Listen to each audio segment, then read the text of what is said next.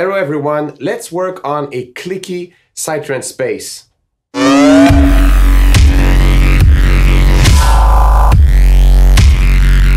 So it's quite simple. Today we're gonna do a clicky Psytrance bass like artists like Tycon, Liquid Soul sometimes has some really nice clicky sound in the bass line. It's something that is not so hard to achieve and there's plenty of way to do it. But the thing with the kick and bass in Psytrance is there's some key processing on the kick, there's some key processing on the bass to do, and there's some key processing on the kick and bass as a group. So you process them together, and there's a bunch of tricks you can do to really get a nice kick and bass that is either, you know, your style, because it's awesome. You can really express yourself through your kick and bass and be creative. In this tutorial, I'm not going to cover the whole process of the kick and bass, but I'm going to focus on getting a good clicky bass out of Serum. So this is how it's going to sound at the end of the tutorial.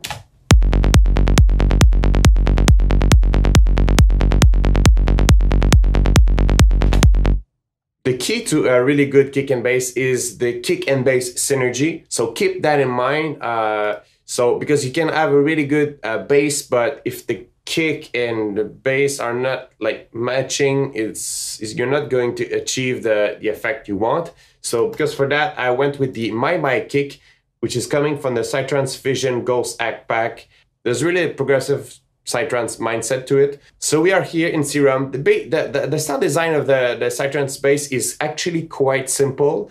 It's even when it comes out of Serum, that's after where the magic happens. It's the processing you're gonna put on it, on your kick and your bass. Just, you know, repeating to make sure you get it. So we're gonna start with a saw wave. You want the first thing you want to do is get the random phase at 0, because well, otherwise it's gonna sound weird. So, but keep in mind we're gonna do it, but just for the demonstration, I'm gonna keep it at 100%. So you're gonna hear how weird it sounds, because when it retriggers, it doesn't retriggers 100% at the same space, it is at the same degree of phase, and it just sounds weird. So drop it by 1 octave. You want a low pass filter. It could be the MG low or the just simple low pass. They have slightly different algorithms. You want to take the envelope number 2, and it's really where it's going to happen. You know, because the clicky sound out of the Psytrance bass, it comes out of the filter envelope slapping, and you want the trick is to bring that up, but without but doing it with precision. You just want to bring that up without lifting everything in the bass, and it's quite hard sometimes. So you want to start with an envelope similar to that, and we're going to mess with that. We're also going to mess with the amount of modulation we put on it, and also where the cutoffs start. So far, it's what we have.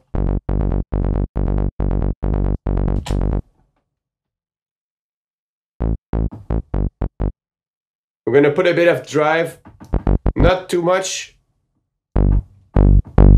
because it can kind of choke the bass a bit.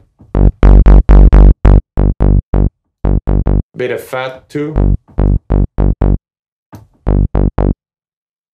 You don't want to put too much resonance, because you're going to end up with something that's really resonant-y. And especially with the compression we're going to put on it after, it can lead to undesired tones. All right, so now that we have set up just a basic envelope on the filter, and it's probably not what we're gonna end up with, but for the moment, that's okay. We want to work with the envelope 1.